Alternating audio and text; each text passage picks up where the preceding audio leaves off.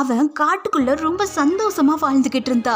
ஆனா மனிதர்களோட நட்பா இருக்கிறான் அப்படின்னு ஒரு காரணத்துக்காக ஓநாய்கள் கிட்ட இருந்தும் நரிகள் கிட்ட இருந்தும் உங்க பிள்ளைகளையும் உங்க தோட்டத்தையும் வீட்டையும் காப்பாற்றணும்னு அவனை வீட்டுக்கு கூட்டிட்டு வந்து சாப்பாடு போட்டு வளர்த்த ஆரம்பிச்சிங்க.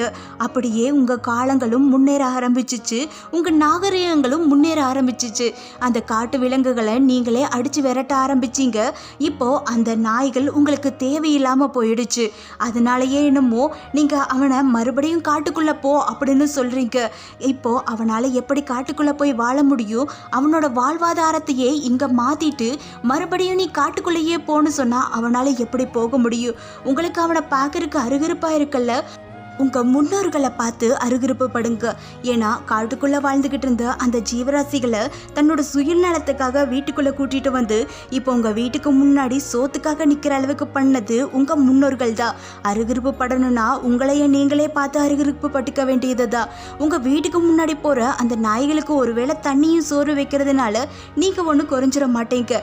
அது என்றைக்குமே உங்களுக்கு காவலாளியாக தான் இருக்க போகுது. நீங்கள் பெரிய பெரிய ஃபாரின்லேருந்து எக்ஸ்போர்ட் பண்ண டாக்ஸ் எல்லாம் பார்க்கும் போது ரொம்ப பெருமைப்படுறீங்கல்ல, அதெல்லாம் ரொம்ப கேவலமான ஒரு விஷயம். உங்கள் வீட்டுக்கு முன்னாடி சோறு இல்லாமல் கிடைக்கிற அந்த நாய்களுக்கு ஒரு வேளை சோறு வைங்க, அதுதான் உங்களுக்கு ஒரு புண்ணியமான விஷயம். ஆனால் ஒரே ஒரு விஷயம் சொல்லிக்கிறேன், உங்கள் முன்னோர்கள் கிட்ட சிங்கமும் புலியோ ஃப்ரெண்டாக இருந்துடல. அப்படி மட்டும் இருந்துருந்துச்சுன்னா சங்கு அவனுங்களுக்கு இல்லை, உங்களுக்கு தான்.